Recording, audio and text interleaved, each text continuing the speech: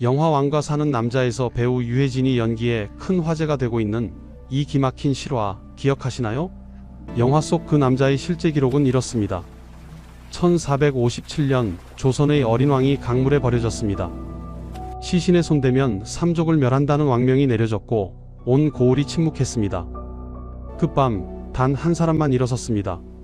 왕도 아니고 장군도 아니고 이름 없는 고을 아전이었습니다. 그는 대체 누구였을까요? 이 이야기가 궁금하시다면 영상 끝까지 함께 해주시기 바랍니다. 영상이 도움이 되셨다면 구독과 좋아요가 이 채널을 이어가는 큰 힘이 됩니다. 1457년 음력 10월 21일 밤 강원도 영월 동강가에 한 남자가 서 있었습니다. 차가운 강바람이 뼛속을 파고드는 늦가을 밤이었습니다. 그의 눈앞에 펼쳐진 광경은 차마 눈뜨고 보기 어려운 것이었습니다. 강물 위를 떠다니는 무언가가 있었습니다. 가냘프고 고운 손가락 10개가 수면 위로 올라와 있었습니다. 그것이 조선의 왕이었습니다. 불과 몇 시간 전까지 살아있던 17살의 어린 임금이었습니다. 야사아성잡설은 그날 밤을 이렇게 전합니다. 옥체가 둥둥 떠서 빙빙 돌아다니다가 다시 돌아오곤 하였는데 가냘프고 고운 10손가락이 수면에 떠 있었다고 하였습니다. 세조의 언명이 영월 고을 전체를 얼어붙게 만들고 있었습니다. 시신에 손을 대는 자가 있다면 삼족을 멸하리라. 이 말 한마디가 온 고을을 침묵시켰습니다. 아무도 나서지 않았습니다. 나설 수가 없었습니다. 삼족을 멸한다는 것은 자신만 죽는 것이 아니었습니다. 부모, 형제, 처자식, 친척 모두가 죽는다는 뜻이었습니다. 그 공포 앞에 영월의 모든 사람들이 고개를 돌렸습니다. 그런데 그 밤 단 한 사람이 움직였습니다. 그의 이름은 엄흥도였습니다. 영월의 호장, 고을 아전 중 우두머리였습니다. 오늘날로 치면 읍장이나 면장 정도에 해당하는 지위였습니다. 왕도 아니고 장군도 아니고 사대부도 아니었습니다. 나라의 녹을 받는 관리도 아닌 그저 고을을 지키는 말단 아전이었습니다. 그가 집안의 노모를 위해 미리 만들어 두었던 칠한관을 꺼냈습니다. 죽을 날을 대비해 어머니를 위해 준비해 두었던 관이었습니다. 그 관을 지게에 지고 밤중에 문을 나섰습니다. 아버지, 지금 나가시면 안 됩니다. 우리 모두 죽습니다. 아들들이 울면서 매달렸습니다. 아내도 무릎을 꿇고 애원했습니다. 엄흥도는 잠시 멈춰섰습니다. 그리고 천천히 모질게 한마디를 내뱉었습니다. 위선피와 오소감심. 의로운 일을 하고 화를 당하는 것은 달게 여기겠다. 두려워할 일이 아니다. 그 말을 남기고 그는 아들 삼형제를 이끌고 어둠 속으로 사라졌습니다. 조선 왕조실록에 자그마치 22번이나 이름이 등장하는 한 남자. 한국민족문화대백과사전이 그를 이렇게 기록하고 있습니다. 후원을 두려워하지 않고 시신을 수습하였다고. 국조인물고는 그에 대해 이렇게 평가하였습니다. 뜻을 발휘한 것은 인이고 결단한 것은 의이며 장사를 지낸 것은 예이고 완급과 현회의 사이에서 잘 헤아린 것은 지라. 한 가지 일에 네 가지 덕이 모두 갖춰진 지덕이라고 하였습니다. 과연 이 남자는 어떤 사람이었을까요? 그는 왜 목숨을 걸었을까요? 그리고 그 하룻밤의 행동이 어떻게 조선의 역사를 바꾸었을까요? 이 이야기를 제대로 이해하려면 시간을 거슬러 올라가야 합니다. 1457년보다 16년 전 1441년으로 돌아가야 합니다. 1441년 음력 7월 23일 조선의 사내 아이 하나가 태어났습니다. 아버지는 훗날 문종이 되는 왕세자 이항이었습니다. 할아버지는 세종대왕이었습니다. 세종이 그토록 아끼던 손자였습니다. 그런데 그 아이의 탄생은 처음부터 슬픔으로 물들어 있었습니다. 어머니 현덕왕후가 아이를 낳은 다음 날 산욕으로 세상을 떠난 것입니다. 태어난 지 하루 만에 어머니를 잃은 아이였습니다. 그 아이의 이름이 바로 이홍이 훗날의 단종이었습니다. 세종은 어린 손자를 몹시 가여워했습니다. 병중에도 손자 곁을 자주 찾았습니다. 그러면서 세종은 늘 두려움을 품고 있었습니다. 자신도 몸이 좋지 않고 아들 문종도 병약했으며 그 사이에서 저 어린 손자가 과연 살아남을 수 있을까 하는 두려움이었습니다. 세종의 둘째 아들 수양대군이라는 자가 있었습니다. 야심이 깊고 능력이 출중한 인물이었습니다. 세종은 그 수양대군이 언젠가 어린 손자의 왕권을 위협할 것을 알고 있었습니다. 그래서 죽기 전까지 그 손자를 걱정하고 또 걱정하였습니다. 1450년 세종이 세상을 떠났습니다. 1452년 문종마저 즉위한 지 2년 만에 요절하였습니다. 그리하여 1452년 음력 5월 14일 이홍희는 12살의 나이로 조선 제6대 왕위에 올랐습니다. 12살이었습니다. 버팀목이 되어줄 어른이 아무도 없는 12살의 왕이었습니다. 어머니는 태어난 다음 날 죽었고 할아버지 세종도 죽었고 아버지 문종도 죽었습니다. 왕위에 오른 순간부터 단종은 홀로였습니다. 조정의 신하들이 황표정사라는 방식으로 인사권을 독점하였습니다. 주요 신하들이 낙점한 사람의 이름에 누런 종이 쪽지를 붙이면 왕이 그대로 임명하는 방식이었습니다. 왕이 임명장에 도장을 찍는 행위 외에 할 수 있는 것이 거의 없었습니다. 실질적인 권력 없이 왕의 자리에만 앉아있는 형편이었습니다. 그리고 1453년 음력 10월 수양대군이 움직였습니다. 계유정난이 일어났습니다. 수양대군은 군사를 동원하여 당시 단종을 보필하던 영의정 황보인, 좌의정 김종서 등을 살해하였습니다. 정권과 병권을 모두 손에 쥔 수양대군 앞에 12살의 단종이 할 수 있는 것은 아무것도 없었습니다. 단종을 아끼고 지켜주던 사람들이 하나씩 제거되었습니다. 어린 시절 단종을 키워준 유모 혜빈 양씨는 1455년 수양대군에 의해 청풍으로 유배되었다가 그해 음력 11월 교수형에 처해졌습니다. 세종의 칠남으로 단종과 각별이 가까웠던 작은아버지 금성대군도 유배를 당했습니다. 단종 곁에 남은 보호막이 하나도 없어진 것입니다. 결국 1455년 음력 윤 6월 11일 수양대군의 측근 한명회, 권람 등의 강요에 의해 단종은 왕위를 숙부에게 넘겨주었습니다. 상황으로 물러나 수강궁으로 옮겨갔습니다. 그의 나이 15살이었습니다. 1456년에는 성삼문, 박팽년 등 치편전 학사 출신 신하들이 단종 복위를 계획했습니다. 세조 3부자를 제거하고 단종을 다시 왕으로 세우려 했습니다. 그러나 가담자 중 한 명인 김질이 장인 정창손에게 이를 고하여 계획이 발각되었습니다. 성삼문, 박팽년, 하위지 등 사육신이 처형되었습니다. 이 사건으로 단종은 상황에서 노산군으로 강봉되었습니다. 왕족에서 군으로 격화된 것입니다. 그리고 1457년 음력 6월 22일 단종은 한양 도나문을 나서 영월 청령포로 유배기를 떠났습니다. 관리 3명과 군졸 50명의 후송을 받으며 광주, 여주, 원주, 불온, 추천을 거쳐 7일 만인 음력 6월 28일 영월 청령포 적소에 도착하였습니다. 17살이었습니다. 세 방향이 강물로 막힌 섬이나 다름없는 그곳에서 단종의 유배 생활이 시작되었습니다. 1457년 여름 강원도 영월 청령포는 차갑고 깊은 강물인 서강이 삼면을 감싸고 뒤로는 험한 암벽이 솟아있어 사실상 섬처럼 고립된 곳이었습니다. 단종은 그곳에 도착하자마자 홀로 매일 뒷산에 올라 고궁을 그리며 돌멩이를 주워 탑을 쌓았습니다. 그것이 오늘날 청령포에 남아있는 망향탑입니다. 어떤 날은 노산대라는 절벽 위에 올라 한양이 있는 쪽을 하염없이 바라보기도 했습니다. 소나무 한 그루가 그 외로운 왕을 지켜봤습니다. 지금도 청령포에 남아있는 수령 600년의 관음송입니다. 단종의 유배 생활을 지켜보고 그 절규를 들었다 하여 볼관, 소리음이라는 이름을 얻은 소나무입니다.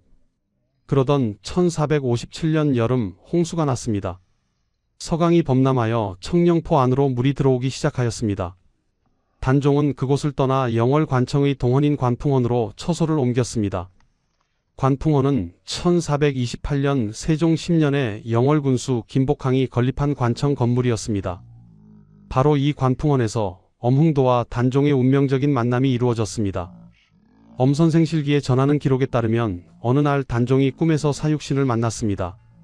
성삼문, 박팽년 등 자신을 위해 목숨을 바쳤던 신하들의 얼굴을 꿈속에서 본 것이었습니다. 꿈에서 깨어난 단종은 참을 수 없는 슬픔에 통곡하였습니다. 그 곡소리가 강 건너까지 흘러왔습니다. 그 소리를 들은 남자가 바로 엄흥도였습니다. 당시 영월의 호장이었던 엄흥도는 판관 엄한저의 장남으로 영월 지역 아전 중 으뜸가는 위치에 있었습니다. 생몰 연도가 정확히 전해지지 않아 알 수 없지만 그가 단종을 찾아간 그 순간은 역사에 분명히 기록되어 있습니다. 곡소리를 들은 엄흥도가 강을 건너려 하자 아내가 붙들었습니다. 당신은 왕의 녹을 받는 사람이 아니니 가야 할 의리가 없지 않습니까? 제발 가지 마세요. 우리 집안이 어떻게 될지 생각해 보세요. 엄흥도는 아내를 바라보다가 이렇게 말했습니다. 의리는 사람이라면 모두 취할 수 있는 것이오. 영월 사람만 유독 군주의 녹을 받지 않았단 말이오. 그는 나무 토막을 타고 강을 건너 곧장 단종이 있는 관풍원 안으로 들어갔습니다. 단종이 놀라 물었습니다. 누구인가? 영월군의 호장 엄흥도이옵니다. 그대는 무엇 때문에 나에게 왔는가? 곡소리를 듣고 마음이 슬퍼왔습니다. 단종은 잠시 말을 잇지 못하였습니다. 그러다가 천천히 입을 열었습니다. 아, 내가 곡한 것은 꿈을 꾸었기 때문이었다. 내가 꿈에 육신을 보았는데 지금 그대를 보니 기이하도다. 마치 사육신을 보는 듯하다. 사람들이 초야에 선인이 많다더니 그대와 같이 충성스러운 사람을 이르는 것이었구나. 앞으로 나오라. 엄흥도는 사양하며 옷깃에 눈물만 적실 뿐이었습니다. 실기의 기록에 따르면 이로부터 엄흥도는 틈이 날 때마다 단종을 찾아뵙고 밤을 지새웠다고 합니다. 왕을 모시는 신하도 아니고 왕이 내린 녹을 받는 관리도 아니었습니다. 그러나 그는 갔습니다. 강물을 건너고 또 건너서 그 외로운 왕의 곁에 앉아 밤을 지새웠습니다. 아무것도 가져다 줄 수 없었지만 그저 그 곁에 있어 주었습니다. 인적 드문 강변에서 호장 한 사람과 폐위된 왕이 마주 앉아 달을 보는 밤이 있었을 것입니다. 그것이 엄흥도가 단종에게 줄 수 있는 전부였습니다. 그리고 그것으로 충분했습니다. 단종이 사육신을 보는 듯하다고 했을 때 엄흥도는 이미 알고 있었을 것입니다.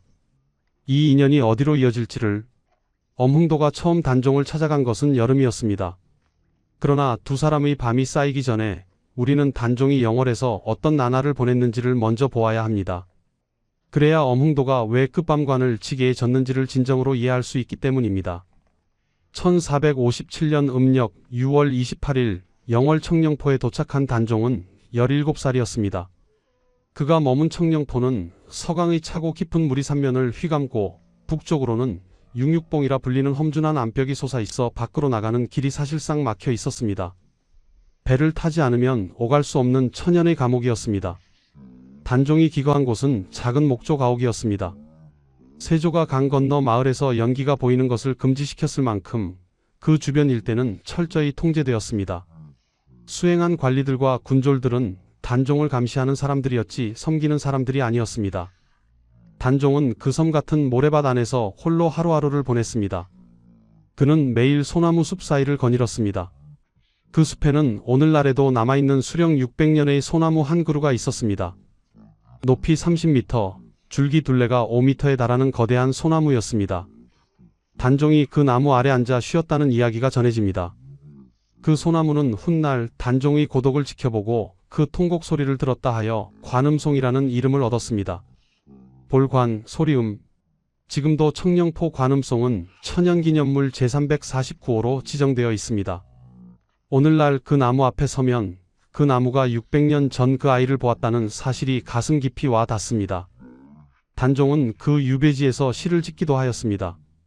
자규루라는 누각에 오른 단종은 뻐꾸기 울음소리를 들으며 한 편의 시를 남겼습니다. 자규는 뻐꾸기를 뜻하는 말이지만 동시에 억울하게 왕위를 빼앗긴 총나라 왕 두우의 넋이 뻐꾸기가 되었다는 중국 고사에서 비롯된 말이기도 합니다. 억울한 죽음을 당한 임금이 뻐꾸기로 환생하여 울었다는 이야기였습니다. 단종은 그 새소리에 자신의 처지를 빗대어 이렇게 읊었습니다. 의일 야심심 야백의 달 밝은 밤 깊고 깊으니 달이 더욱 밝은데 자규가 피를 뿌려 울부짖으니 피를 뿌리는 자규여 소리소리 청산 속에서 울부짖어도 산속 박명한 사람은 누구인고 스스로를 박명한 사람이라 하였습니다. 운명이 박한 사람. 그가 그것을 알고 있었습니다. 7월에 홍수로 청령포를 떠나 관풍원으로 옮겨온 뒤에도 단종의 하루는 크게 다르지 않았습니다. 한양에 두고 온 아내 정순왕후 송씨를 그리는 마음이 날마다 더해갔습니다. 정순왕후 송씨는 1454년 단종과 혼인한 여인으로 단종이 유배를 떠날 때 그녀 역시 노비로 신분이 강등되어 쫓겨나듯 벌을 나서야 했습니다. 단종은 그것을 알고 있었습니다. 어디로 쫓겨났는지 어디서 어떻게 지내는지조차 알 수 없었습니다. 단종의 나인들도 내관들도 단종 곁에 있어 주어야 할 사람들이 모두 사라졌습니다.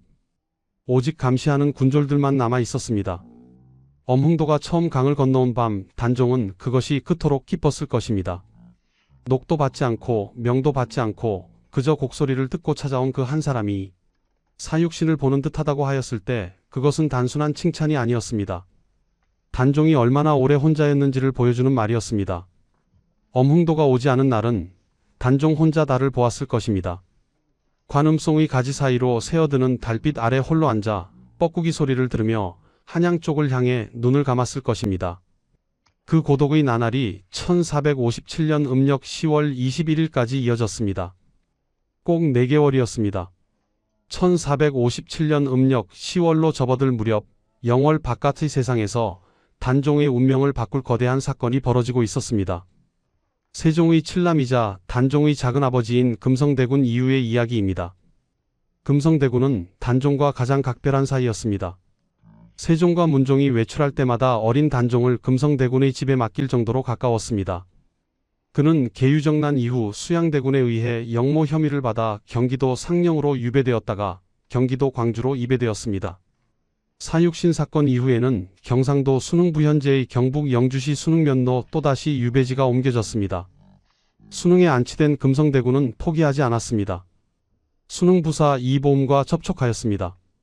그리고 고을의 군사와 향리를 모으고 경상도 도내의 사족들에게 경문을 돌려 의병을 일으킬 계획을 세웠습니다.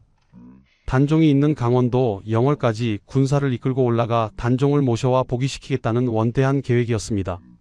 그러나 그 계획은 밀고로 무너졌습니다. 순흥의 한 관노가 몰래 탈출하여 한양으로 달려가 세조에게 이 사실을 고한 것이었습니다. 세조가 즉각 움직였습니다.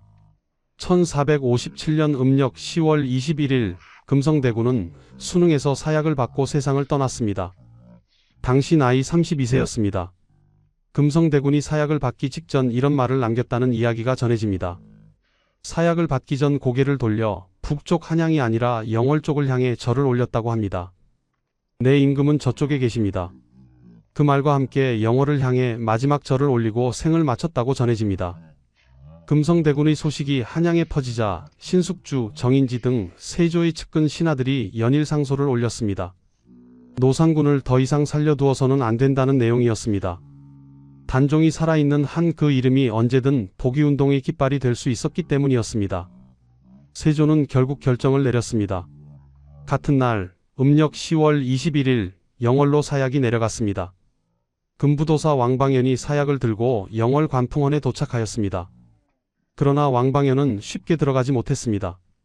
한참 뜰 앞에서 머뭇거렸습니다. 그때 단종이 먼저 나왔습니다. 관복을 갖추어 입고 마루로 나온 단종이 왕방연에게 물었습니다. 무슨 일로 왔는가? 왕방연은 대답하지 못했습니다. 임금이 내린 명을 받들어 온 사신이면서도 차마 입을 열지 못하였습니다. 숙종실록은 그 다음 장면을 이렇게 기록하고 있습니다. 그 자리에서 모시고 있던 공생 하나가 차마 하지 못할 일을 스스로 하겠다고 자청하고 나섰습니다. 그리고 즉시 9구멍으로 피를 쏟고 죽었습니다. 단종의 죽음이 너무나 두렵고 원통한 일이었기에 그 일을 한 자도 살아남지 못한 것이었습니다. 1457년 음력 10월 21일 단종 이홍이가 세상을 떠났습니다. 향년 17세, 조선 제6대 왕이자 조선 역사상 유일하게 제때 국장을 치르지 못한 왕이었습니다. 세조실록은 노상군이 스스로 목매어 조란이 예로서 장사 지냈다고 기록하였습니다. 그러나 이 기록은 후대의 신뢰를 얻지 못하였습니다. 왕위를 찬탈한 세조의 입장에서 쓰인 기록이었기 때문이었습니다. 선조실록에는 영월에 사약을 보냈다는 기록이 있고 숙종실록에는 위와 같이 하인이 단종을 해하였다는 내용이 담겨 있습니다. 조선의 하늘 아래 17살의 왕이 그렇게 사라졌습니다. 그리고 세조의 언명이 영월 전체를 덮었습니다. 시신의 손대는 자는 삼족을 멸하리라. 단종이 세상을 떠난 그 밤 영월은 고요했습니다. 무섭도록 고요했습니다. 사람들이 입을 다물고 문을 닫은 고요함이었습니다. 단종의 시신이 동강에 버려졌습니다. 관에 넣지도 못하고 염을 하지도 못하고 그냥 강물 속으로 던져진 것이었습니다. 왕의 주검이 강물 위를 떠돌고 있었습니다. 야사 아성 잡설이 전하는 그 밤의 장면입니다. 옥체가 둥둥 떠서 빙빙 돌아다니다가 다시 돌아오곤 하였는데 가냘프고 고운 열 손가락이 수면에 떠 있었다고 하였습니다. 강가에 나온 사람들이 그 광경을 보면서도 아무도 나서지 않았습니다. 나설 수가 없었습니다. 삼족을 멸한다는 것은 단지 협박이 아니었습니다. 계유정난 이후 세조가 얼마나 무자비하게 반대파를 제거해왔는지를 영월 사람들은 이미 알고 있었습니다. 사육신의 처형, 금성대군의 사사, 수많은 충신들의 죽음, 그 모든 것을 보아온 사람들이었습니다. 목숨과 가문의 운명을 맞바꿀 사람은 없었습니다. 그런데 엄흥도가 멈추었습니다. 강변에 서서 떠다니는 그 손가락들을 바라보았습니다. 얼마 전까지 자신이 강을 건너가 밤을 지새웠던 그 어린 왕의 손이었습니다. 꿈에서 사육신을 보고 통곡하던 목소리가 귀에 생생하였습니다. 마치 사육신을 보는 듯하다고 했던 그 말이 가슴에 남아 있었습니다. 엄흥도는 집으로 돌아갔습니다. 그리고 안방 깊숙이 넣어두었던 관을 꺼냈습니다. 어머니가 연로하여 언제 세상을 떠날지 모른다며 미리 마련해 두었던 칠한 관이었습니다. 아내가 소리 없이 울면서 매달렸습니다. 아들들도 두려움에 떨며 아버지의 옷자락을 붙들었습니다. 아버지, 이러시면 안 됩니다. 우리가 모두 죽습니다. 자식들 생각도 해주십시오. 큰 아들이 눈물 섞인 목소리로 말했습니다. 엄흥도는 천천히 아들의 손을 떼어냈습니다. 그리고 눈을 들어 아들들의 얼굴을 하나하나 바라보았습니다. 잠시 침묵이 흘렀습니다. 그리고 그가 말하였습니다. 의로운 일을 하고 화를 당하는 것은 내가 달게 받겠다. 너희들은 따라오지 않아도 된다. 그런데 아들 셋이 모두 일어섰습니다. 함께 가겠다고 하였습니다. 아버지가 가는 길이 죽는 길인 줄 알면서도 그 아들들이 일어선 것이었습니다. 한밤중이었습니다. 달도 흐릿한 밤이었습니다. 엄흥도는 관을 지게에 지고 아들 삼형제를 이끌고 어둠 속으로 나섰습니다. 강가로 향했습니다. 국조인물고는 당시 상황을 이렇게 전합니다. 화가 내릴 것이라고 하면서 만류하는데도 엄흥도가 말하기를 의로운 일을 하고 화를 당하는 것은 달게 여기겠다, 두려워할 일이 아니라고 하였다는 것입니다. 조선 왕조실록에 22번이나 이름이 등장하는 이 남자. 그러나 그 이름이 처음 기록된 것은 그가 이 일을 행한 지 59년이 지난 뒤였습니다. 그것이 엄흥도라는 사람이었습니다. 역사에 기록되기를 원해서가 아니라 그저 그것이 옳은 일이었기 때문에 한 사람이었습니다. 엄흥도와 아들 삼형제가 강가에 도착하였습니다. 어둠 속에서 그들은 조심스럽게 단종의 옥체를 건졌습니다. 말없이 소리 없이 빠르게 움직였습니다. 관에 옥체를 넣고 삼배로 감쌌습니다. 노모를 위해 준비해 두었던 칠한 관이 이렇게 쓰이게 된 것이었습니다. 엄흥도는 그 관을 지게에 지고 동을지산 쪽으로 방향을 잡았습니다. 영월 북쪽 오리 남짓 되는 방향이었습니다. 밤이 깊어갈수록 기온이 떨어졌습니다. 눈이 내리기 시작했습니다. 눈보라가 몰아쳤습니다. 아들들이 관을 번갈아지며 산을 올랐습니다. 말 한마디 없이 걸었습니다. 숨을 죽이며 걸었습니다. 눈이 점점 깊어졌습니다. 어느 순간 앞서가던 엄흥도가 멈추었습니다. 산속에서 노루 한 마리가 깜짝 놀라 달아나는 것이 보였습니다. 그 노루가 잠들었다 달아난 자리였습니다. 그곳만 눈이 쌓이지 않아 땅이 드러나 있었습니다. 엄흥도는 그 자리를 바라보다가 천천히 무릎을 꿇었습니다. 아들들에게 눈짓을 하였습니다. 아들들이 말없이 땅을 파기 시작하였습니다. 눈을 헤치고 흙을 파서 단종의 옥체를 모셨습니다. 봉분을 제대로 쌓을 수 없었습니다. 높이 두자도 채 되지 않는 작은 무덤이었습니다. 한양에서라면 왕의 장례는 수십 일에 걸쳐 치러졌을 것입니다. 수백 명이 동원되고 의리의리한 능력이 조성되었을 것입니다. 그러나 이 밤 단종의 장례는 아버지와 아들 셋이 눈보라를 맞으며 치르는 것이 전부였습니다. 엄흥도는 무덤 앞에 무릎을 꿇고 이마를 땅에 조아렸습니다. 오래도록 그 자리에 있었습니다. 마지막 예를 올리는 것이었습니다. 그것이 한 사람이 다른 사람에게 해줄 수 있는 마지막이었습니다. 야사는 또 한 가지를 전합니다. 엄흥도가 단종이 입고 있던 옷을 따로 챙겼다고 합니다. 그리고 나중에 충청도 계룡산 동학사로 가서 생육신 중 한 사람인 김시습과 함께 단을 쌓고 그 옷으로 초혼을 부르며 제사를 올렸다고 합니다. 매월당 김시습이 지은 초혼사에는 이런 구절이 있습니다. 임금의 의관과 궤장을 수습한 데서 의를 본받네. 오늘날 충남 계룡산 동학사의 숙모전에는 엄흥도의 위패가 모셔져 있습니다. 단종의 넋과 함께 엄흥도가 그곳에 있습니다. 장례를 마친 엄흥도는 서둘러 집으로 돌아왔습니다. 그리고 그날 밤 안으로 가솔 전부를 이끌고 영월을 떠났습니다. 야반도주였습니다. 이튿날 아침 단종의 시신과 엄흥도 일가가 동시에 사라진 것을 관에서 알게 되었습니다. 수색이 시작되었습니다. 그러나 영월 마을 사람들은 엄흥도 일가가 어디로 갔는지 짐작하고 있었지만 아무도 관에 고하지 않았습니다. 조선 왕조실록에 전하는 내용이 바로 이것입니다. 단종의 시신과 엄흥도가 하루아침에 사라지자 관에서 엄흥도 일가의 행방을 수색하였는데 사실 마을 사람들은 그들이 숨은 곳을 짐작하고 있었지만 아무도 관에 고하지 않아서 찾지 못했다고 합니다. 백성들이 엄흥도를 지켜준 것이었습니다. 관에 고하면 상을 받을 수 있었을 것입니다. 그러나 아무도 그렇게 하지 않았습니다. 그것이 영월 사람들이 선택한 침묵이었습니다. 단종이 묻힌 무덤도 마찬가지였습니다. 봉분도 없고 표지석도 없어 겉으로는 주변의 다른 무덤들과 구별이 되지 않았습니다. 그러나 영월 사람들은 알고 있었습니다. 어린 아이들도 그 자리에서 놀 때 그 방향으로는 절대 돌을 던지지 않았다고 전해집니다. 기록되지 않은 기억이 백성들의 마음속에서 살아남은 것이었습니다. 장례를 치르고 영월을 떠난 그날 밤 이후 엄흥도라는 사람은 조선 땅에서 사라졌습니다. 정확히는 지워진 것이었습니다. 스스로 지워진 것이었습니다. 관에서 수색이 시작되었다는 소식은 금방 퍼졌을 것입니다. 그가 어디로 도망쳤는지 살았는지 죽었는지조차 한동안 알려지지 않았습니다. 전해지는 기록에 따르면 엄흥도 일가가 몸을 숨긴 곳은 경상도 언양현 왕박리 금곡촌이었습니다. 지금의 울산 지역입니다. 영월에서 수백 리 떨어진 곳이었습니다. 그는 그곳에서 철저하게 숨었습니다. 호장이라는 직함도 버렸습니다. 엄흥도라는 이름도 드러내지 않았습니다. 아내와 아들들, 며느리들, 손자들까지 모두 함께 숨었습니다. 자신이 무슨 일을 했는지 아무에게도 말하지 못했습니다. 말하는 순간 관에 알려질 수 있었고 그것은 곧 삼족이 멸하는 것을 의미했습니다. 그 침묵이 얼마나 무거웠을지 생각해 보십시오. 사람은 자신이 옳은 일을 했다고 생각할 때 그것을 누군가에게 말하고 싶어집니다. 그러나 엄흥도는 말할 수 없었습니다. 아니, 말해서는 안 되었습니다. 그것을 알면서도 그 일을 한 것이었습니다. 그런데 그에게는 또 다른 짐이 있었습니다. 단종이 입고 있던 옷을 품 안에 가지고 있었기 때문이었습니다. 시신을 수습할 때 단종이 입었던 옷을 따로 챙겨온 것이었습니다. 그 옷을 어떻게 해야 할지 엄흥도는 생각하고 또 생각했을 것입니다. 그리고 결국 그는 충청도 계룡산 동학사로 향했습니다. 그곳에 생육신 중 한 사람인 매월당 김시습이 있었기 때문입니다. 김시습은 단종이 폐위되었다는 소식을 듣고 통곡하며 공부하던 책을 불태우고 전국을 방랑하던 인물이었습니다.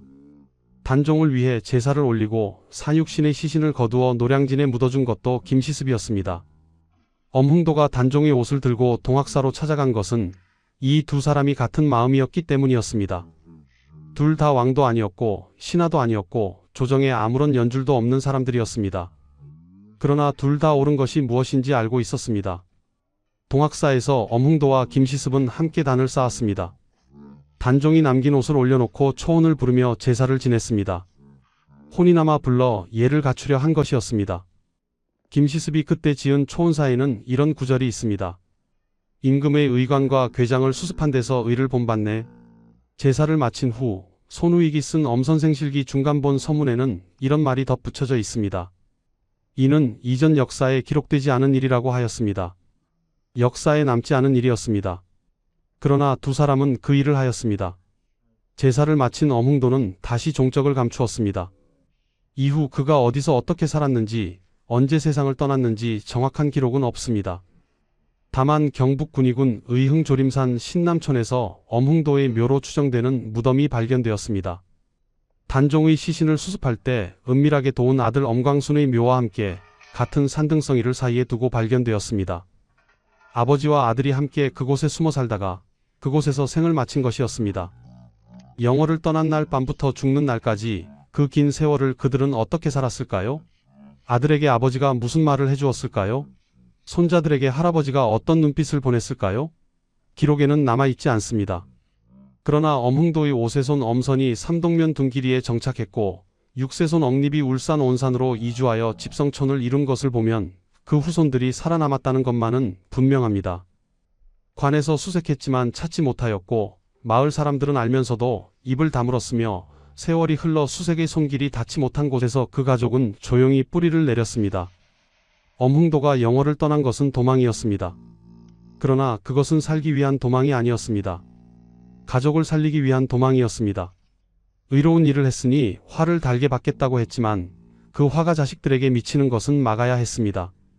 그 마음이 그를 수백 리 밖 낯선 땅으로 이끌었을 것입니다.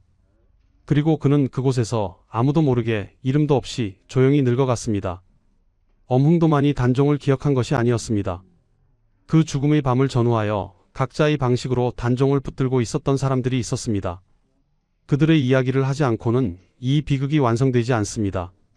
먼저 금부도사 왕방연이 있었습니다. 그는 세조의 명을 받아 사약을 들고 영월로 온 인물이었습니다.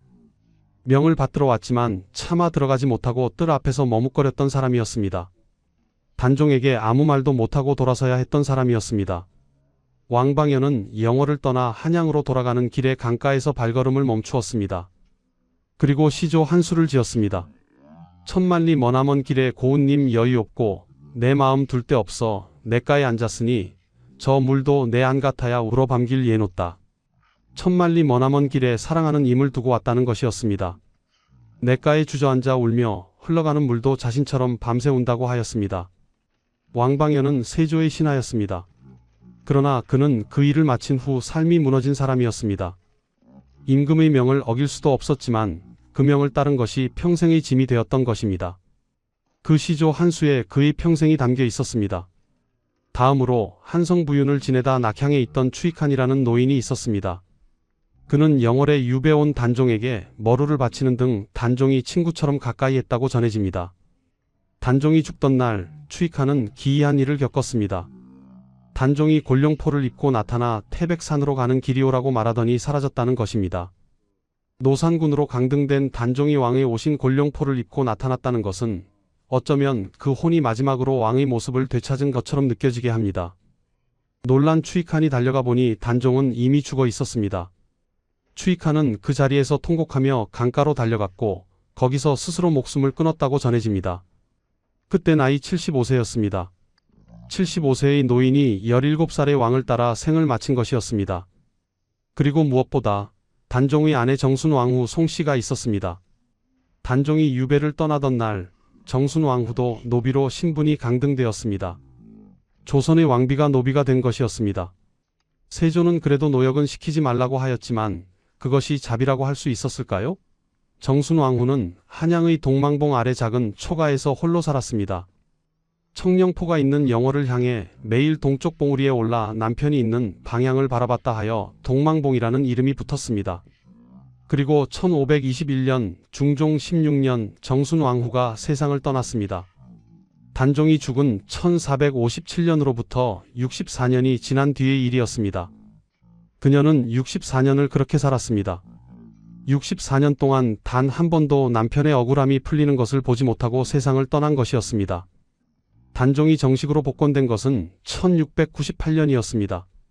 정순왕후가 죽은 지 177년이 지난 뒤였습니다. 이 세 사람 왕방연과 추익한과 정순왕후는 모두 다른 방식으로 단종을 기억하고 붙들었습니다. 왕방연은 시조 한 수로 평생의 죄책감을 담았고 추익한은 목숨으로 뒤를 따랐으며 정순왕후는 64년의 긴 고독으로 그 이름을 지켰습니다. 그리고 엄흥도는 관을 지게에 지고 눈보라 속으로 걸어 들어갔습니다. 누구도 강요하지 않은 일이었습니다. 아무도 알아주지 않을 일이었습니다. 당장 목숨을 잃을 수도 있는 일이었습니다. 그러나 그들은 각자의 자리에서 각자의 방식으로 그 어린 왕 곁에 있었습니다. 조선이 잊으려 했던 그 이름을 이 사람들이 기억하고 있었습니다.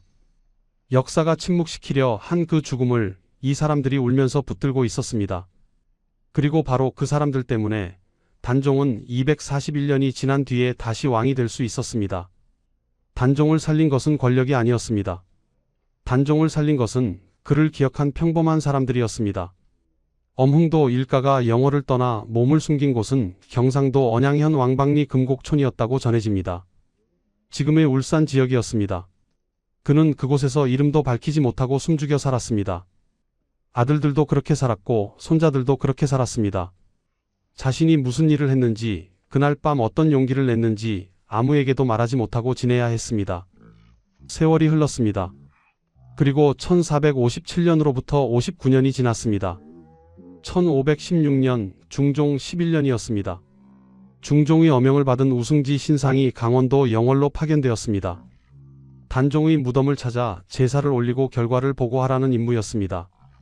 단종이 세상을 떠난 지 59년이 지난 뒤에야 왕이 신하를 보내 제사를 올리게 한 것이었습니다. 신상이 영월에 도착하여 사람들에게 물었습니다. 단종의 무덤이 어디 있느냐고. 고을 사람들이 그를 안내했습니다. 가보니 묘는 영월 북쪽 오리 길가에 있었습니다. 높이가 겨우 2자쯤이었고 여러 무덤들이 곁에 총총히 있어서 겉으로는 구별이 어려웠습니다. 그러나 고을 사람들이 군왕의 묘라 부름으로 비록 어린이들도 식별할 수 있었습니다. 신상은 중종에게 보고하였습니다. 그리고 그 보고에 이런 내용이 담겨 있었습니다. 고을 아전이었던 엄흥도라는 사람이 단종의 시신을 거두어 지금의 이 자리에 장사를 치렀다고 하였습니다. 이것이 엄흥도라는 이름이 조선 왕조실록에 처음 등장하는 순간이었습니다. 중종실록 27권의 기록이었습니다. 59년의 침묵 끝에 한 사람의 이름이 역사에 새겨진 것이었습니다. 그리고 1541년 영월군수 박충원이 단종의 묘역을 정비하였습니다. 봉분이 제대로 갖추어졌습니다. 단종이 세상을 떠난 지 84년 만의 일이었습니다. 세월이 더 흘렀습니다. 단종에 대한 역사적 재평가가 서서히 이루어지기 시작하였습니다. 1668년 현종 9년 경연 자리에서 우의정 송시열이 임금 앞에 이렇게 아뢰었습니다. 도가 쇠락한 시대일수록 저리를 더욱 높이 사야 하니 청컨대 엄흥도의 후손을 녹용하여 주소서. 그 후손들은 211년 동안 세상에 나서지 못하고 살아왔습니다. 그런데 조정에서 먼저 그들을 불러들인 것이었습니다. 송시열은 이렇게도 말하였습니다. 영월의 옛 호장 엄흥도의 충절은 그 당시의 삼상과 육신 못지 않았다고 하였습니다. 삼상은 계유정난에서 죽임당한 황보인, 김종서 등의 의정들을 뜻하고 육신은 사육신을 뜻합니다. 사육신과 나란히 놓인 이름 엄흥도였습니다. 1669년 현종 10년 엄흥도의 후손이 마침내 관직에 등용되었습니다. 숨죽여 살아온 세월이 끝난 것이었습니다. 그리고 1698년 숙종 24년 마침내 결정적인 일이 일어났습니다. 숙종이 단종을 정식으로 복권하였습니다. 단종이라는 묘호가 부여되었습니다. 예를 지키고 의를 잡는다는 뜻의 단종이었습니다. 능은 장능이라 하였습니다. 단종이 세상을 떠난 지 241년 만의 일이었습니다. 그리고 조정에서는 장능 이장을 논의하였습니다. 엄흥도가 눈보라 속에서 묻은 그 자리가 적합한지 확인하기 위해 직관들을 영월로 내려보냈습니다. 직관들이 그 자리를 살펴보고 돌아와 보고하였습니다. 이장할 필요가 없사옵니다. 그 자리가 이미 천하의 명당이옵니다.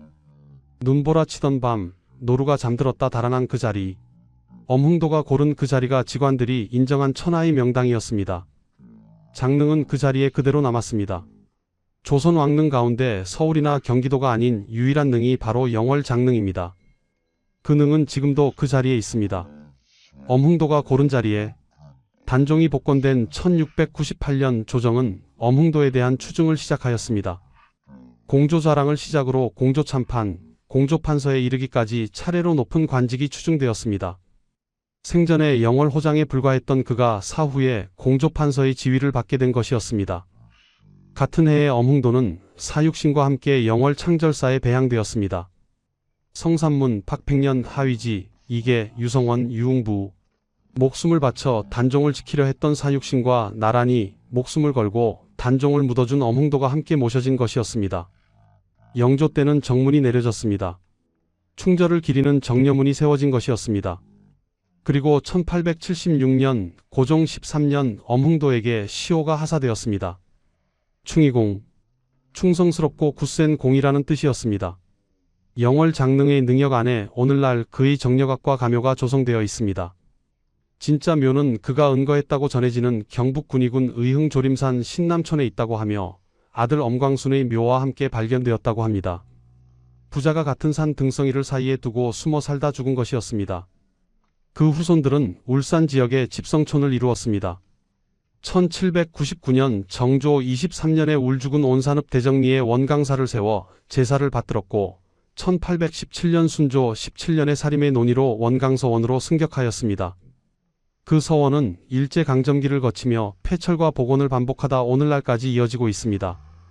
정조는 단종의 충신들을 정리하여 등급을 결정할 때 단종을 위해 직접 목숨을 버린 이들 바로 다음 자리에 엄흥도를 올렸습니다. 형조 판서를 지낸 김이양은 엄흥도의 행장에 이렇게 썼습니다. 공의 뜻을 발휘한 것은 인이고 결단한 것은 의이며 장사를 지낸 것은 예이고 또 완급과 현회의 사이에서 잘 헤아린 것은 치라 할 수 있다. 그렇다면 이는 한 가지 일에 네 가지 덕이 모두 갖춰진 지덕이라고 하였습니다. 한 가지 일, 그것은 오직 하나였습니다. 그날 밤 관을 지게에 지고 아들 셋을 이끌고 눈보라 속으로 나선 것, 그것이 전부였습니다. 세조는 왕이었습니다. 역사에 세조라는 이름을 남겼습니다. 그러나 역사는 동시에 엄흥도라는 이름도 기억하였습니다. 조선 왕조실록에 22번 등장하는 이름, 사육신과 나란히 창절사에 모셔진 이름, 장릉 능역 안에 정력악이 세워진 이름, 동학사 숙모전에 위패가 모셔진 이름, 충의공 엄흥도, 그는 처음부터 기록되기 위해 그 일을 한 것이 아니었습니다.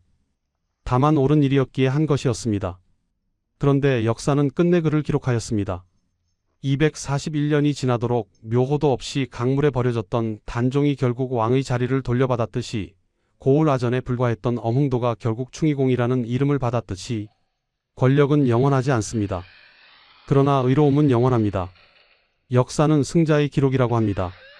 그러나 그 기록 안에서도 끝내 살아남는 이름들이 있습니다. 아무도 나서지 않던 그 밤 혼자 일어선 한 사람의 이름이 그것입니다.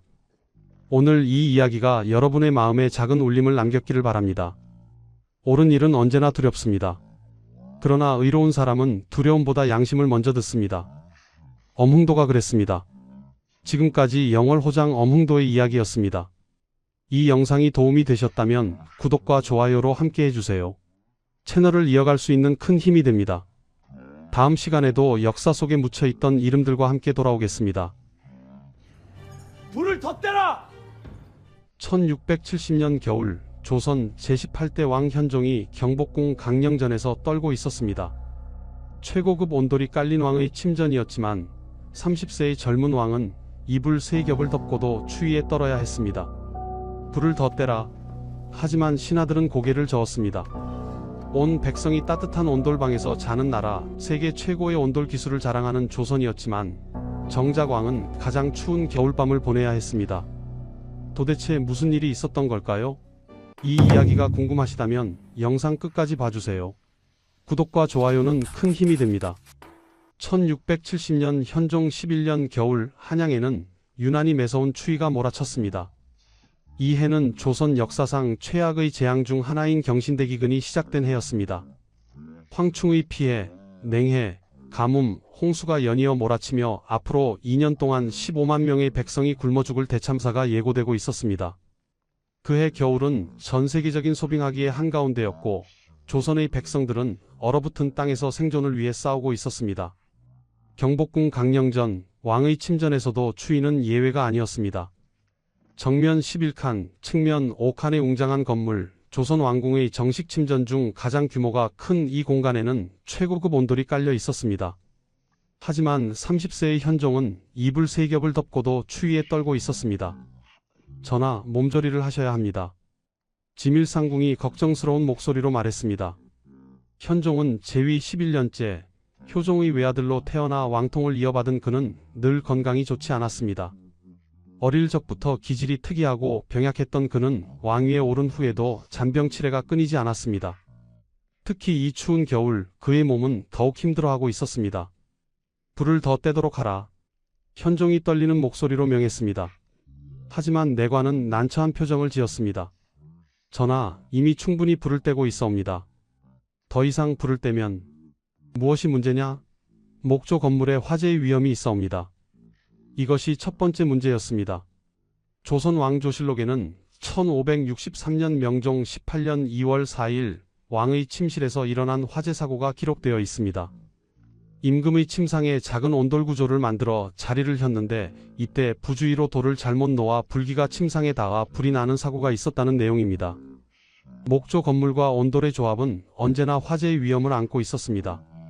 실록에는 온돌 시설에 대한 이해가 높지 않은 상태에서 설치된 온돌에서는 불길이 새어나와 목조 건물에 옮겨 붙는 일이 부지기수라는 기록이 남아 있습니다. 그래서 궁궐에서는 온돌을 함부로 뜨겁게 데울 수 없었습니다. 왕의 안전이 무엇보다 중요했기 때문입니다. 하지만 추위는 그것으로 끝이 아니었습니다. 온돌방의 구조적 문제도 있었습니다.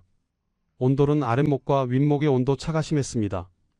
아궁이와 가까운 아랫목은 뜨거웠지만 굴뚝 쪽인 윗목은 차가웠습니다. 넓은 강령전에서 온도를 고르게 맞추는 것은 불가능에 가까웠습니다. 신하들과 나인들이 일하는 공간은 땀이 날 정도로 더웠지만 정작 왕이 머무는 중심부는 차가웠습니다. 더 큰 문제가 있었습니다. 현종은 창밖을 바라보며 한숨을 쉬었습니다. 저 멀리 북한산과 인왕산이 보였습니다. 한때 울창했던 숲은 이제 민둥산이 되어가고 있었습니다. 온돌이 전국적으로 퍼지면서 땔감 수요가 폭발적으로 늘어났기 때문입니다. 17세기 초에 비해 19세기 말의 가정용 연료재 소비량은 2배에서 5배까지 증가했습니다. 한양을 둘러싼 산들은 점점 벌거벗고 있었습니다. 인구가 집중된 한성부는 땔감을 빨아들이는 거대한 스펀지였습니다. 백성들은 나무를 베기 위해 몰래 산에 올랐고 산림의 소유권을 둘러싼 송사가 끊이지 않았습니다. 서유구는 도시의 땔나무 가격이 높아 소상인의 소득 태반을 부뚜막에 태우게 된다고 기록했습니다. 조정은 산림 보호를 위해 금산 규제를 강화했지만 회복보다 소모가 빨라 산림은 계속 고갈되고 있었습니다.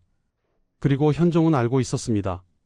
궁궐에서 불을 많이 떼면 그만큼 백성들이 쓸 땔감이 줄어든다는 것을. 산림이 파괴되면 토사가 유출되고 청계천이 범람해 백성들이 고통받는다는 것을.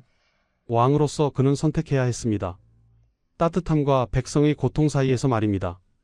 짐이 따뜻하려면 백성이 얼어야 하는가? 현종은 낮은 목소리로 중얼거렸습니다. 그는 이불을 더 끌어당겼습니다. 조선 최고의 온돌이 깔린 궁궐이었지만 왕은 가장 추운 밤을 보내야 했습니다. 이것이 조선 온돌의 역설이었습니다. 세계 최고의 난방 기술을 가진 나라에서 가장 높은 자리에 있는 왕이 가장 춥다는 건 말입니다. 1670년 겨울 현종이 떨고 있던 그 순간으로부터 1500년 전으로 돌아가 보겠습니다.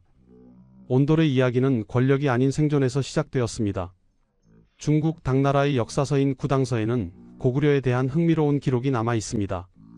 그 풍속에 가난한 사람이 많은데 겨울에 기다란 구덩이를 만들고 그 아래에 불을 떼서 따뜻하게 한다는 내용입니다. 신당서에도 비슷한 기록이 있습니다. 가난한 백성들은 겨울에 장갱을 설치하고 불을 지펴 따뜻하게 하고 산다. 여기서 중요한 것은 가난한 사람들이라는 표현입니다. 온돌은 처음부터 하층민의 문화였습니다. 추운 겨울을 견디기 위해 가진 것 없는 백성들이 국리 끝에 만들어낸 생존의 기술이었습니다. 기원전 5000년경으로 추정되는 함경북도 회령시의 회령오동 유적과 함경북도 웅기군의 서포항 굴포리 유적에서 온돌 사용의 흔적이 발견되었습니다. 구석기 시대부터 신석기 시대를 거치며 추운 북쪽 지방의 사람들은 땅을 파고 그 아래로 불의 열기를 통과시키는 방법을 발견했습니다. 4세기 황해도 안악 3호분의 고구려 고분 벽화에는 온돌의 초기 형태로 보이는 아궁이와 연도가 묘사되어 있습니다. 이것이 온돌의 시작이었습니다. 온돌의 원리는 놀라울 정도로 과학적이었습니다. 서양의 벽난로나 일본의 이로리는 불을 직접 쬐는 방식이었습니다. 하지만 온돌은 달랐습니다. 아궁이에서 피운 불의 열기가 구들장 아래의 고래를 통과하면서 돌을 데웁니다. 달궈진 돌은 간접 복사열을 방출하며 오랫동안 방을 따뜻하게 유지했습니다. 열의 전도, 복사, 대류를 모두 이용한 효율적인 난방 시스템이었습니다. 잘 만든 구들장은 아궁이에 불을 끈 후에도 밤새 열기를 유지했습니다. 잔류 온기가 얼마나 오래 가는가가 좋은 온돌의 조건이었습니다. 이것이 바로 미국의 건축가 프랭크 로이드 라이트가 1916년 일본에서 조선의 온도를 보고 감탄한 이유였습니다. 그는 온돌을 태양열보다 좋은 난방이라고 극찬했고 1930년대 후반부터 미국에서 최초로 바닥 난방 시스템을 도입했습니다. 하지만 이 놀라운 기술이 상류층까지 올라가는 데는 오랜 시간이 걸렸습니다. 고려시대까지도 온돌은 여전히 서민의 문화였습니다. 1123년 고려에 온 송나라 사신 서긍이 지은 고려도경에는 서민들은 대부분 흙침상으로서 땅을 파서 화갱을 만들어 그 위에 눕는다고 기록되어 있습니다. 상류층은 어땠을까요? 그들은 온돌을 사용하지 않았습니다. 고구려 고분 벽화인 무용총, 각저총, 쌍용총의 내용을 보면 상류층은 철제 화로나 부뚜막 같은 별도의 난방 설비를 방 안에 두었습니다. 의자에 앉아 식탁에서 음식을 먹는 입식 생활을 했던 그들에게 바닥에서 생활하는 온돌은 하층민의 것으로 여겨졌습니다. 이런 인식이 바뀌기 시작한 것은 13세기 무렵부터였습니다. 고려 중기의 문인 이규보는 온돌을 주제로 시를 썼습니다. 한겨울 빙돌에 누우니 드센 추위 뼈를 긁어내는데 이제 다행히 마들가리 태우니 나무 한 단에 불길이 일어나네라는 내용입니다. 상류층에게도 온돌이 조금씩 퍼지기 시작했다는 증거였습니다. 하지만 여전히 온돌은 주류가 아니었습니다. 조선이 건국된 1392년 이후에도 상황은 크게 달라지지 않았습니다. 조선 전기 궁궐에서 온돌방을 설치한 곳은 왕과 왕비의 침전 정도였습니다. 정전과 편전의 바닥에는 방전이라는 타일을 깔았고 상궁과 나인, 내시들의 처소는 판방이라는 마루였습니다. 조선 전기의 온돌은 대부분 겨울철 환자 치료용이나 여름철 중요한 문서를 건조하기 위한 용도로만 사용되었습니다. 왜 궁궐에서 온돌을 꺼렸을까요? 화재 때문이었습니다. 온돌 시설에 대한 이해가 높지 않은 상태에서 설치된 온돌은 불길이 새어나와 목조 건물에 옮겨 붙는 일이 부지기수였습니다.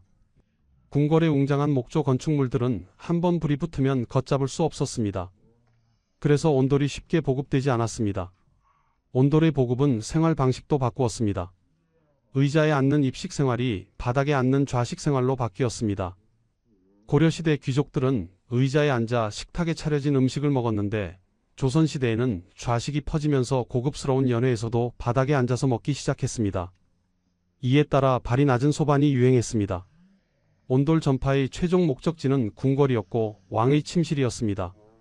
하지만 그 여정은 무려 1500년이라는 시간이 걸렸습니다. 가난한 백성들의 생존 기술이 왕의 침전까지 도달하기까지 긴 세월이 필요했던 것입니다. 하지만 아무도 몰랐습니다. 온돌이 궁궐에 본격적으로 들어오면서 예상치 못한 재앙이 시작될 것이라는 사실을 말입니다. 변화의 바람은 16세기부터 불어오기 시작했습니다. 전 세계적으로 소빙하기라 불리는 기후 이상이 시작되었습니다. 기온이 급격히 떨어지고 겨울이 유난히 추워졌습니다. 조선에서도 혹독한 추위가 계속되었습니다. 명종시대인 1563년 궁궐에서 중요한 사건이 하나 일어났습니다. 조선왕조실록 명종 18년 2월 4일의 기록입니다. 임금의 침실에서 화재 사고가 있었는데 이때의 정황 설명 중에서는 임금의 침상에 작은 온돌 구조를 만들어 자리를 혔는데 이때 부주의로 돌을 잘못 놓아 불기가 침상에 닿아 불이 나는 사고가 있었다. 왕의 침실에서 온돌로 인한 화재가 발생한 것입니다.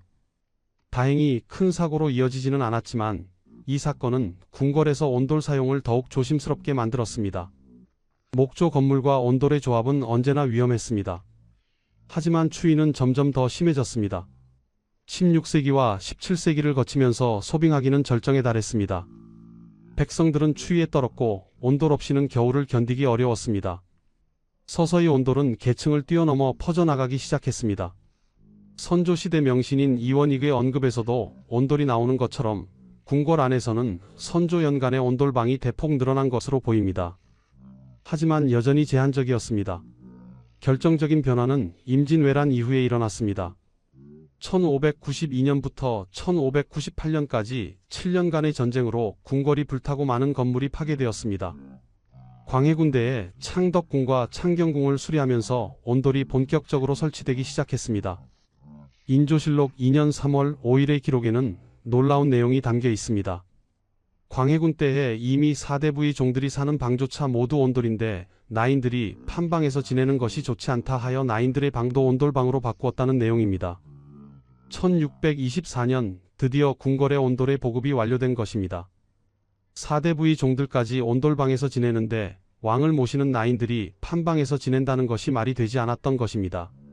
하지만 온돌이 완비된 후에도 문제는 남아 있었습니다. 땔감에 비용이 많이 들어가는 것에 대한 회의도 있었습니다. 하지만 이미 따뜻한 온돌방에 익숙해진 사람들은 다시 이전과 같이 마루방의 생활로 돌아갈 수 없었습니다. 17세기는 조선 역사상 가장 혹독한 시기 중 하나였습니다. 전쟁의 상처가 채 아물기도 전에 자연재해가 연이어 몰아쳤습니다.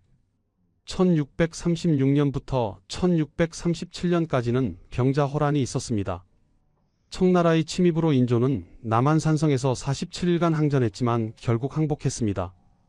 조선은 청나라에 복속되었고 인조의 두 아들인 소현세자와 복림대군은 청나라 심양으로 볼모로 끌려갔습니다. 1641년 바로 그 심양의 질관에서 한 아기가 태어났습니다. 복림대군과 풍한 부부인 장씨 사이에서 태어난 이 아기가 바로 훗날의 현종입니다. 조선 역대 임금 중 유일하게 외국에서 태어난 왕이었습니다. 1645년 소현세자가 귀국 직후 의문의 죽음을 당하면서 복림대군이 왕세자로 책봉되었습니다. 그와 함께 현종은 원손이 되었습니다. 1649년 인조가 승하하고 효종이 즉위하면서 1651년 현종은 11세의 나이로 왕세자가 되었습니다. 이때부터 그는 조선의 미래를 짊어질 운명이었습니다. 하지만 현종이 왕위에 오를 1659년 그리고 그가 가장 추운 겨울을 맞이할 1670년까지 조선은 계속해서 시련을 겪어야 했습니다. 추위는 점점 더 심해졌고 온돌의 수요는 폭발적으로 늘어났습니다. 경기도 양주 회암사지 유적을 보면 조선시대 온돌이 얼마나 확산되었는지 알 수 있습니다.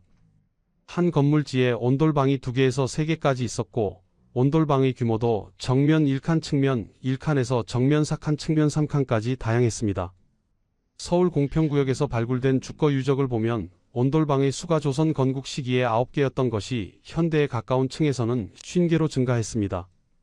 온돌 보급이 얼마나 확산되었는지 보여주는 증거입니다.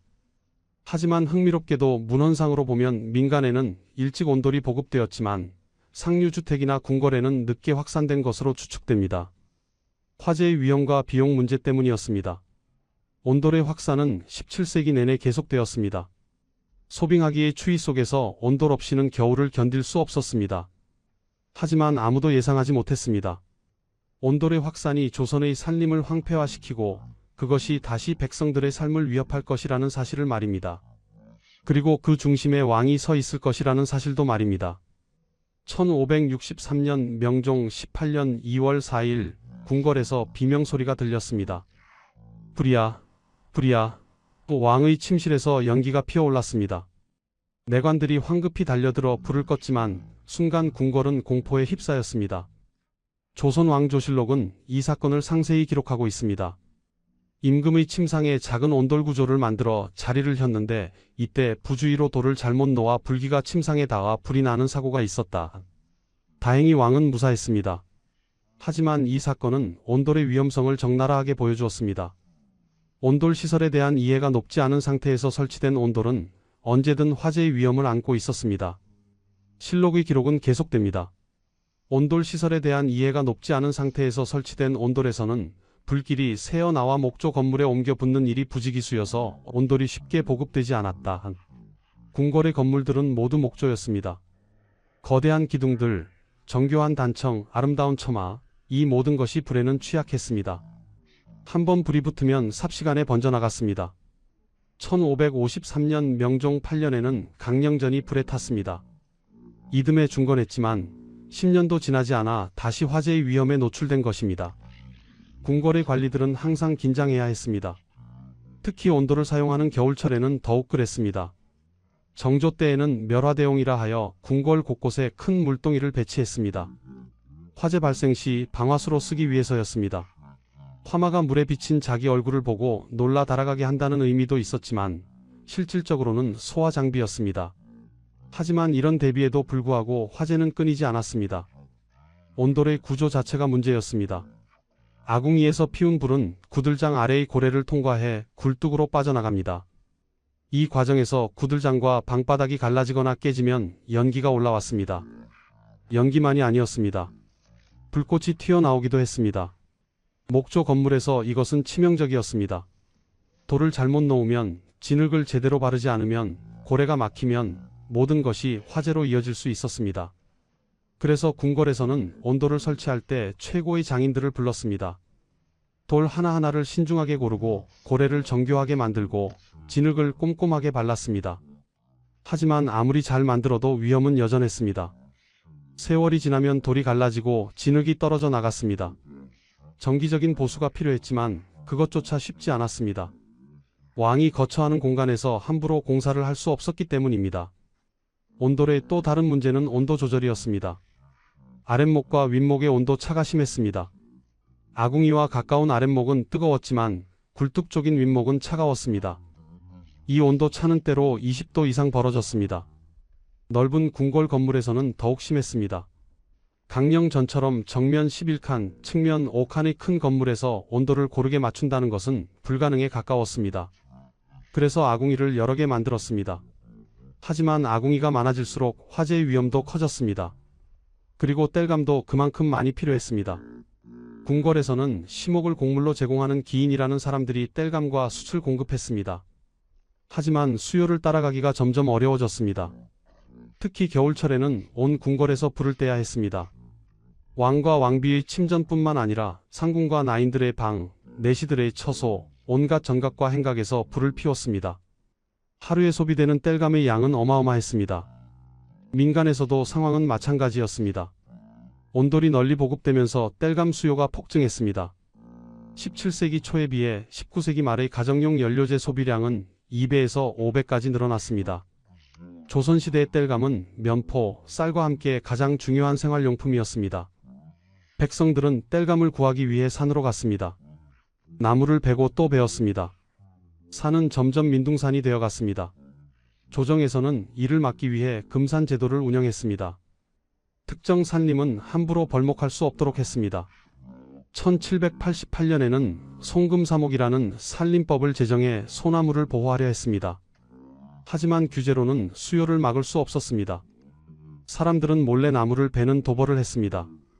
18세기에는 산림의 소유권을 둘러싼 송사가 크게 증가했습니다. 땔감의 가격은 치솟았습니다. 서유구는 도시의 땔나무 가격이 높아 소상인의 소득 태반을 부뚜막에 태우게 된다고 기록했습니다. 가난한 백성들에게 겨울은 생존의 문제였습니다. 추위를 견디려면 땔감이 필요했지만 땔감을 사려면 돈이 필요했습니다. 돈이 없으면 추위에 떨어야 했습니다. 명종의 침실에서 불이 났던 그날, 그것은 단순한 화재 사고가 아니었습니다. 그것은 온돌이라는 기술이 가진 딜레마의 시작이었습니다.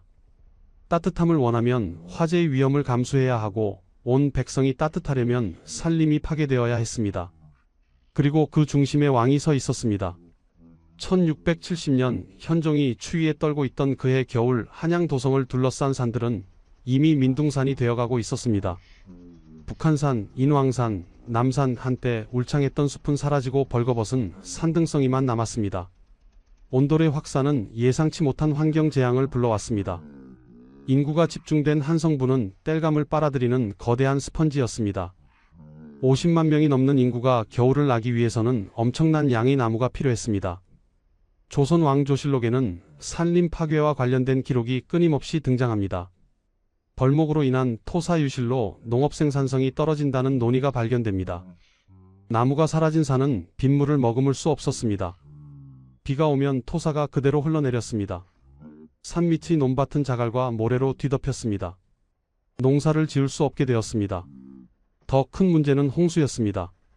한성부를 에워싼 산들이 점점 훼손되면서 홍수가 빈번해졌습니다. 특히 청계천은 심각했습니다. 서쪽에서 동쪽으로 흐르는 구조인 인공으로 만든 청계천은 자연 배수가 어려웠습니다. 강수량이 많은 날이면 도성은 물 마를 날이 없었습니다. 18세기 영조는 대대적인 청계천 준설 작업을 진행했습니다. 그때 영조는 이유를 명확히 알고 있었습니다. 개천가에 사는 사람들이 고통받는 것은 산 밑에 사는 사람들이 소나무를 베고 경작해서 모래랑 자갈이 흘러내리기 때문이다. 온돌을 위한 벌목이 청계천 범람의 원인이었던 것입니다. 조정은 여러 대책을 내놓았습니다. 비변사와 각 지방 군관을 동원해 나무 심기를 시행했습니다. 1788년에는 송금사목을 제정해 소나무를 보호하려 했습니다. 금산 규제를 강화하고 불법 벌목을 단속했습니다. 하지만 회복보다 소모가 빨랐습니다. 백성들의 생존이 걸린 문제였기 때문입니다. 추운 겨울을 나려면 땔감이 필요했습니다. 법으로 금지한다고 해서 해결될 문제가 아니었습니다. 도벌은 계속되었습니다. 사람들은 몰래 산에 올라 나무를 베었습니다. 적발되면 처벌을 받았지만 얼어 죽는 것보다는 나았습니다. 땔감 가격은 계속 올랐습니다. 18세기가 되자 상황은 더욱 심각해졌습니다. 산림의 소유권을 둘러싼 송사인 산송이 크게 증가했습니다. 누구의 산인지, 누가 나무를 벨 권리가 있는지를 두고 싸웠습니다. 때로는 마을 간의 분쟁으로 번졌습니다.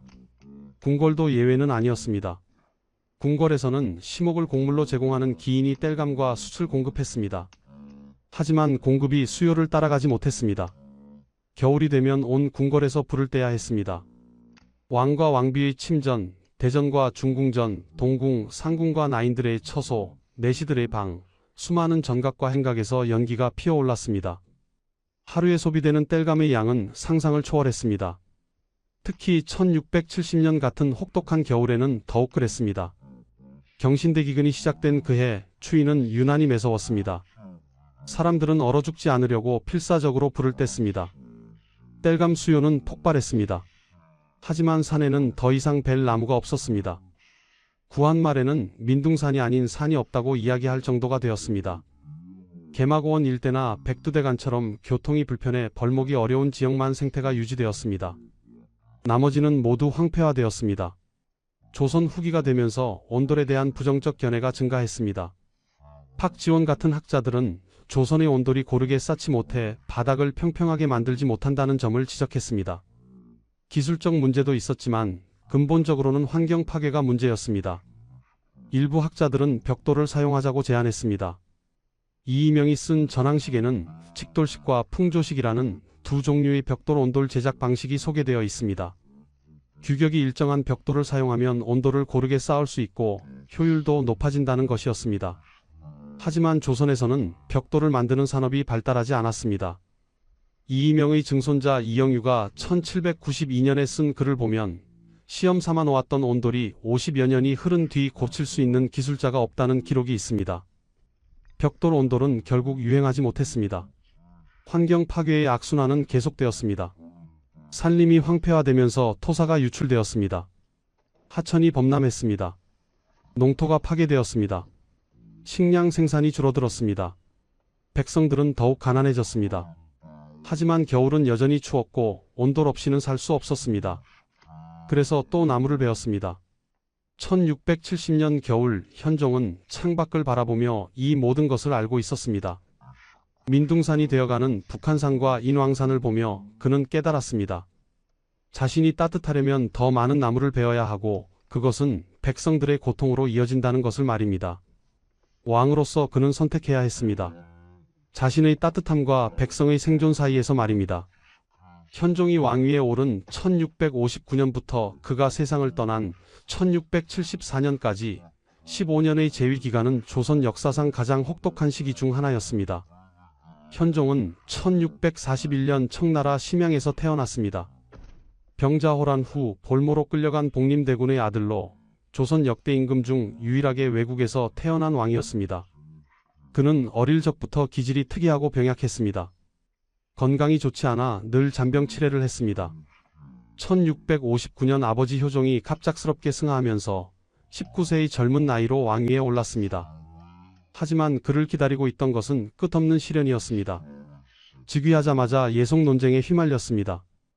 효종의 상의 인조의 계비인 자의대비 조씨가 어떤 상복을 입어야 하는가를 둘러싸고 서인과 남인이 치열하게 대립했습니다. 이것은 단순한 예법 논쟁이 아니었습니다.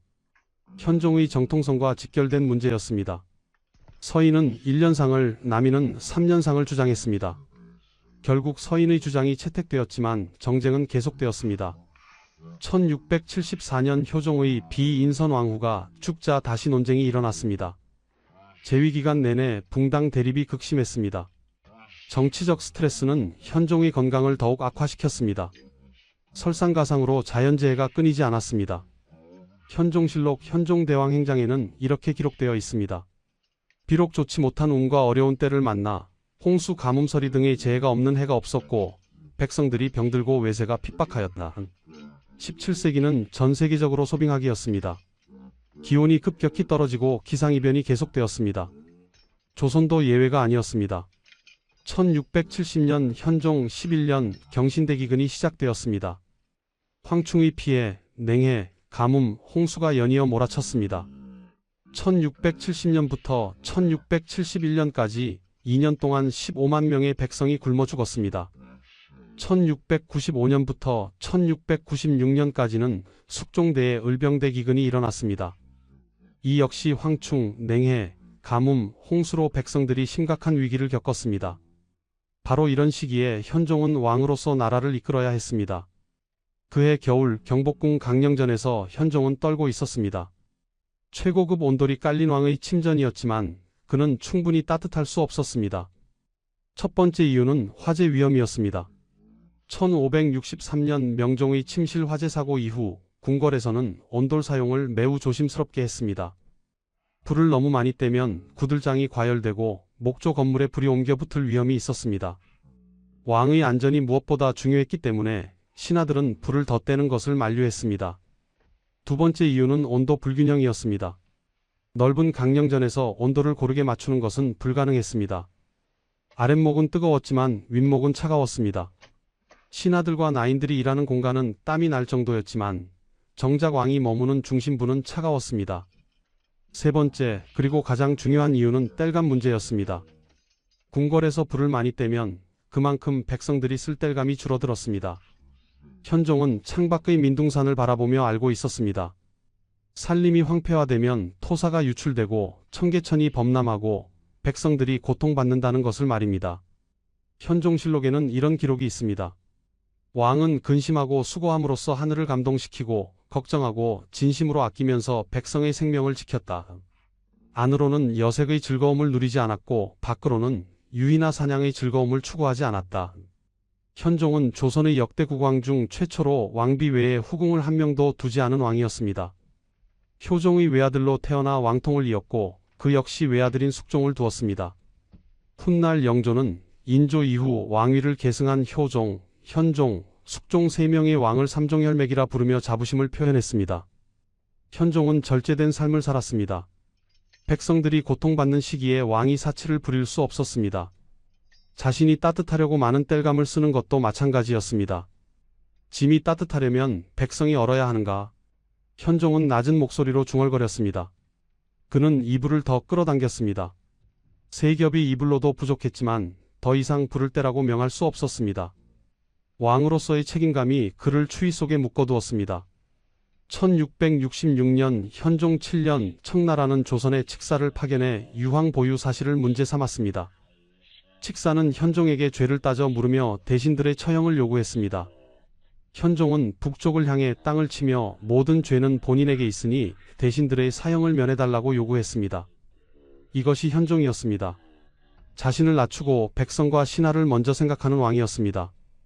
1674년 현종 15년 8월 7일 현종은 제신들을 인견하려 하다가 몸을 가누지 못했습니다. 8월 8일에는 온몸이 불덩이처럼 달아올라 고열에 시달렸습니다. 평생 잔병 치레를 했던 그의 몸은 더 이상 버틸 수 없었습니다. 8월 18일 현종은 33세의 젊은 나이로 세상을 떠났습니다. 제위 15년 그는 조선에서 가장 혹독한 시기를 온몸으로 버텨냈습니다. 하지만 그 과정에서 그 자신은 늘 춥고 아팠습니다. 왕좌는 따뜻했지만 그 무게는 얼음보다 차가웠습니다. 다시 1670년 겨울 강령전으로 돌아가 보겠습니다. 이제 우리는 압니다. 왜 현종이 추위에 떨어야 했는지를 말입니다. 30세의 현종은 이불 3겹을 덮고 있었습니다. 밖에서는 매서운 바람이 불어왔습니다. 경신대 기근이 시작된 그해 한양은 죽음의 그림자에 휩싸여 있었습니다.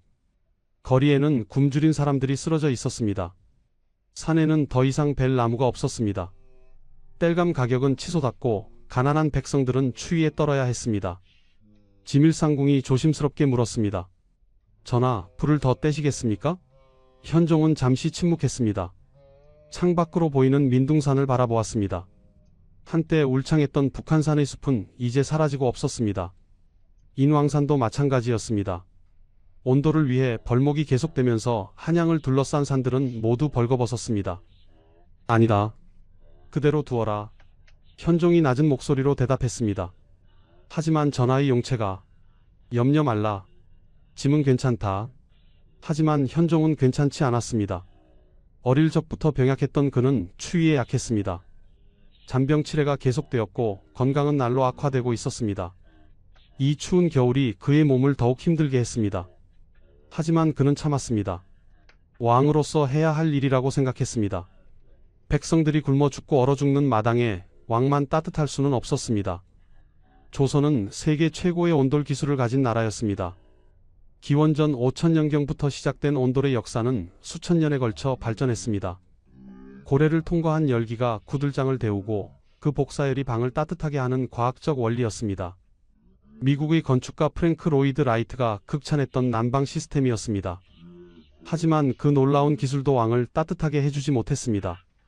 화재의 위험, 온도 불균형, 땔감 부족, 환경 파괴, 이 모든 문제가 왕의 따뜻함을 가로막았습니다. 역설적이게도 온돌이 가장 발달한 나라에서 가장 높은 자리에 있는 왕이 가장 춥다는 것이 현실이었습니다. 하층민의 생존 기술로 시작된 온돌은 1500년의 여정 끝에 왕의 침전까지 도달했습니다.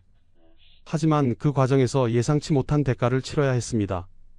산림이 황폐화되고 청계천이 범람하고 백성들이 고통받았습니다. 그리고 그 중심에 왕이 서 있었습니다. 현종은 알고 있었습니다. 자신이 내리는 모든 결정이 백성들의 삶에 영향을 미친다는 것을 말입니다. 불을 더 떼라고 명하면 그만큼 땔감이 소비되고 산이 더 파괴되고 백성들이 더 고통받는다는 것을 말입니다. 그래서 그는 참았습니다. 이불 3겹으로 추위를 견뎠습니다. 몸이 떨려도 참았습니다. 그것이 왕으로서 할 수 있는 최선이라고 생각했습니다. 1674년 8월 현종은 세상을 떠났습니다. 33세의 젊은 나이였습니다. 평생 건강하지 못했던 그는 15년의 재위 기간 내내 고통받았습니다. 예속 논쟁의 정치적 스트레스, 경신대 기근의 자연재해, 청나라의 압박, 그리고 추운 겨울의 연속이었습니다. 현종이 세상을 떠난 후 외아들 숙종이 왕위를 이었습니다. 숙종은 아버지의 뜻을 이어받아 백성을 위한 정치를 펼쳤습니다. 하지만 온돌의 문제는 여전히 남아 있었습니다. 땔감 부족과 산림 파괴는 계속되었습니다. 조선 후기 내내 이 문제는 해결되지 않았습니다. 구한말이 되면 민둥산이 아닌 산이 없다고 할 정도였습니다. 조선 최고의 온돌 기술, 그것은 분명 자랑스러운 문화유산이었습니다. 하지만 동시에 환경 파괴와 자원 고갈이라는 대가를 치러야 했습니다. 그리고 그 딜레마의 중심에는 늘 왕이 서 있었습니다. 따뜻함을 원하지만 백성을 생각해 추위를 참아야 했던 왕들의 이야기였습니다. 현종이 세상을 떠나고 350년이 흘렀습니다. 이제 다시 온돌의 긴 여정을 되돌아보겠습니다. 기원전 5000년경 추운 북쪽 지방의 가난한 백성들이 발명한 온돌은 수천 년의 시간을 거쳐 조선 왕의 침전까지 도달했습니다. 그 여정은 무려 1500년 이상이 걸렸습니다. 하층민의 생존 기술이 상류층으로, 그리고 마침내 궁궐로 올라간 것입니다. 이것은 한국 문화사에서 매우 드문 사례였습니다. 거의 모든 생활 문화가 상층에서 하층으로 전파되는 하향성을 보이지만 온돌만은 하층 문화로 시작하여 상층으로 올라가는 상향성을 띠었기 때문입니다. 중국 당나라의 구당서에 가난한 사람이 많은데 겨울에 기다란 구덩이를 만들고 그 아래에 불을 떼서 따뜻하게 한다고 기록된 것이 고구려 말기였습니다. 그로부터 1500년 후 조선의 왕들이 온돌방에서 잠을 자게 되었습니다. 하지만 그 과정은 순탄하지 않았습니다. 1563년 명종의 침실 화재 사고가 보여주듯 온돌은 항상 위험을 안고 있었습니다.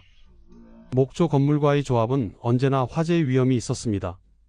실록의 불길이 새어나와 목조 건물에 옮겨 붙는 일이 부지기수라고 기록된 것처럼 궁궐에서 온돌은 오랫동안 환영받지 못했습니다. 그럼에도 불구하고 온돌은 확산되었습니다. 16세기와 17세기의 소빙하기는 온돌 확산의 결정적 계기가 되었습니다. 추위가 너무 심해서 온돌 없이는 겨울을 견딜 수 없었기 때문입니다. 1624년 광해군대에 궁궐의 나인들까지 온돌방을 갖추게 되면서 온돌 보급이 완료되었습니다. 하지만 온돌의 확산은 예상치 못한 결과를 가져왔습니다. 땔감 수요가 폭발적으로 증가하면서 산림이 황폐화되었습니다. 17세기 초에 비해 19세기 말의 가정용 연료재 소비량은 2배에서 5배까지 늘어났습니다. 한양을 둘러싼 산들은 민둥산이 되어갔습니다. 토사가 유출되고 청계천이 범람했습니다. 백성들의 삶은 더욱 어려워졌습니다. 18세기 영조는 개천가에 사는 사람들이 고통받는 것은 산 밑에 사는 사람들이 소나무를 베고 경작해서 모래랑 자갈이 흘러내리기 때문이라고 말했습니다. 온돌을 위한 벌목이 홍수의 원인이었던 것입니다. 조선 후기에는 온돌에 대한 부정적 견해가 증가했습니다. 박지원 같은 학자들은 온돌의 비효율성을 지적했습니다. 이이명은 벽돌 온돌을 제안했지만 기술자가 부족해 유행하지 못했습니다.